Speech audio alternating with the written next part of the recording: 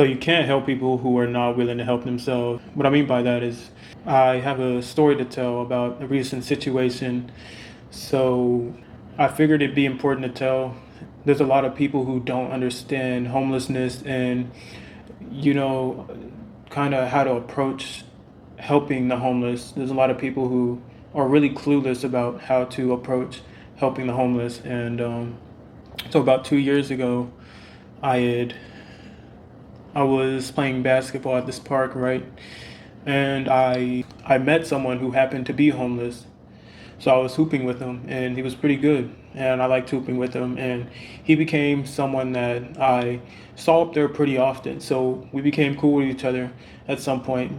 Just both of us being into hooping and whatnot.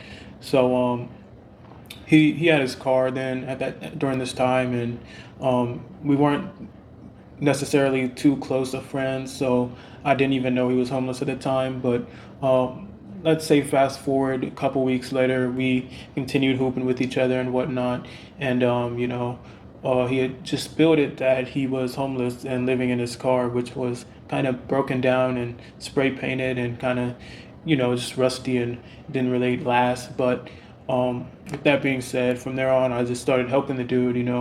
I thought it was sad that he was in a situation because genuinely, I can tell when someone is, if they're genuinely just a terrible person or if they have good in them. And I still believe the dude has good in him. He's not a bad person, but the thing is, I gave this specific person so many opportunities to better themselves and to get off the streets, and I did what most people wouldn't be willing to do for a friend or for a homeless person. So, fast forward 2 years to now. Recently, I had been letting him stay with me for a couple of months, got him a job, and he quit the job. But I do not want to get too ahead of the story. I first started working with him back in 2021 when we first met, and I got him a job at that point. But as a lot of homeless people deal with, he was very mentally ill, so he had lost his phone, right? And he decides that it's a good idea to blame one of the coworkers for taking his phone, in which the coworker never had his phone. So the coworker defends himself, and he gets upset with the guy, and he tells him like, "I don't have your phone, like leave me alone," and in a harsher way, but you get the gist of it. So that made him want to quit the job, just walk out in frustration, in which he later found out that he did in fact have his phone. It was in his bag or something, away from work, in which he also didn't take accountability for, wrongfully accusing his coworker of taking his phone. He was just saying that it magically appeared, and he was genuinely saying that it magically appeared. And I knew from the get-go that he was pretty ill mentally, but that didn't make me want to give up on him, and in fact it just made me want to be there for him even harder. So fast forward a little bit, he went to jail for a couple of months, and I wasn't in touch with him during that time, but I think he had hit me up via Snapchat or something like that, and we were in touch again, but he wasn't living with me or anything. So coming into the, let's say, around end of 2022, I decided to let him stay at my apartment just to see how he would do, if he would help clean, if he would get on the right track and get some things together. But cleaning and things like that, it was just something that this man didn't like to do. He was just too lazy to do it, and he thought it was, people asking too much of him to just clean around the apartment or whatnot. So also not staying focused on what he should be staying focused on. I tried to get him to work at my current job, in which he was saying that he didn't want to, even though it's way more convenient because he gets paid more and it's also closer. So for that reason, we had fell off. But there was something else in the mix. He had apparently got mad that I had put his things outside for the night because I wasn't going to be home, so I wanted him to have his things. And he apparently thought it was my fault that I wasn't going to be home, even though that I had to make a trip to the ER for some intense pain that I was having due to work at the moment. But that was resolved within a day. I just needed some rest. It was just some soreness, but that was it. But apparently that caused him to, get mad, say I wasn't communicating properly, because this was during the time when it was still cold out. It was back in the beginning of January. So from that point, we fell off.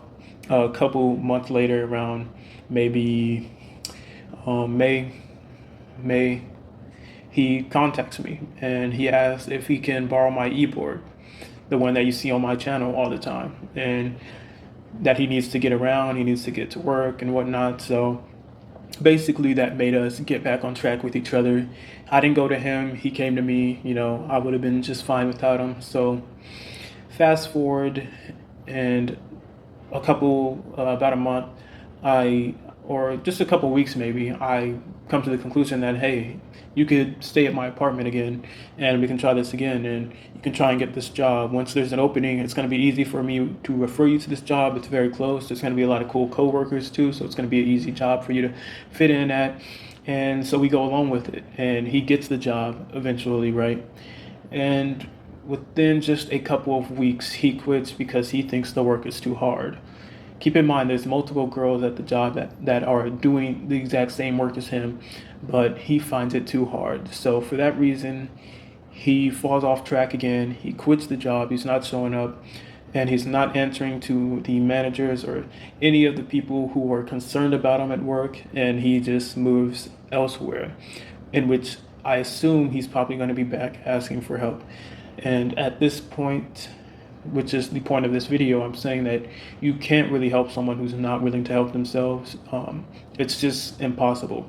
And when you have someone who is, I wouldn't say unstable, like in a violent way mentally, but who can't stay focused, when you have someone who can't stay focused mentally on what's important and their mind is on other things, that's another thing that was pretty hard with this guy. And it's just me saying be careful if you're in a situation like this as well, because you can't always help people, and you can't always help homeless people.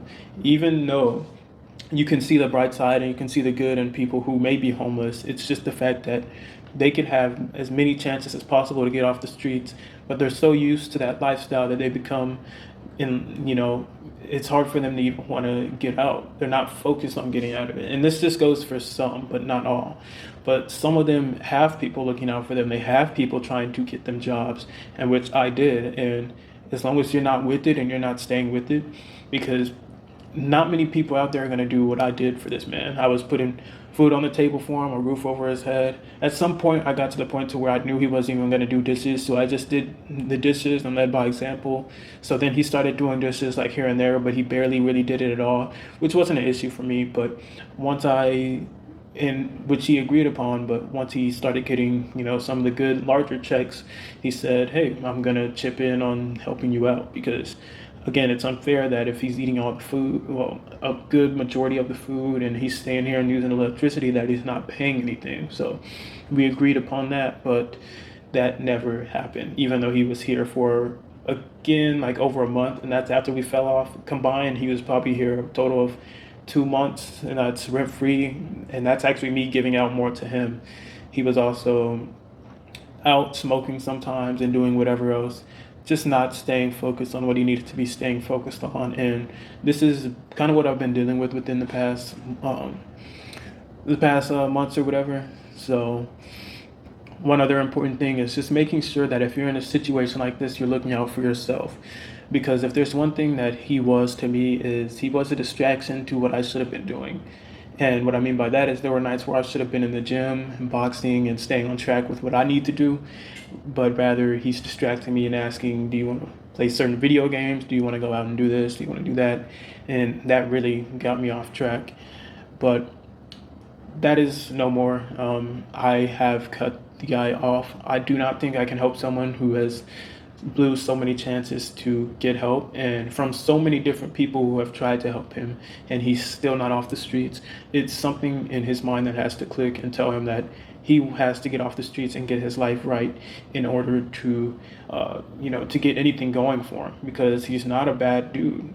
He wants to do good. He wants to have a family in the future, but with the things that he's focused on right now and not being focused on the important things, it makes it impossible, and it also makes it impossible as someone who wants to help him. So if you're someone in that position, then you're just going to have to cut that specific person off until they're focused, because once again, it's nearly impossible to just help someone who's not helping themselves. They're not even helping themselves, so what can you possibly do for them? But it is a harsh world, but you have to grow up. Keep in mind, this was a guy who was 5 years older than me, but I was still kind enough to become friends with him. Um, we would go out and we would get on the e-board with. And as a matter of fact, this is the friend that you've seen in some of the videos with the e-board. I let him borrow mine. We ride together. He says that it helps with his anxiety, but that is no more from here on out. So he's moved on, and now I'm a lot more focused on what I need to be focused on in life. No more distractions, and that's just it from here. But the point is that before you can jump to a conclusion of what's happening with homeless people, you really have to get to know them. And if there's something else that I know about him, is that he has family. He has multiple brothers that are in the area. But the thing is that he's probably just so used to not living under anyone's rules that he probably couldn't get along with them. He doesn't get along with his biological mom. So, and I can see why with the kind of encounters that I've had with him, because they haven't all been good. And I always speak the truth to him. I never sugarcoat anything, and that's just me in general. As you can see, if you watch consistently, that's just me as a person. So as a friend, I'm real with him, and he knows that. But the most important thing is that we left off on good terms. I do believe that he's going to be back, but I'm going to have to tell him that I cannot help him from here on out. And in general, you just cannot help people who are not willing to make the change. You can't do it. You cannot do it. You can give someone information, you can give them resources, but if they're not willing to do it for themselves, it's not going to happen. This goes for anything. So I figured I'd just kind of share where I've been at in life around the past few months. That uploads haven't been very consistent, but this is where I'm at.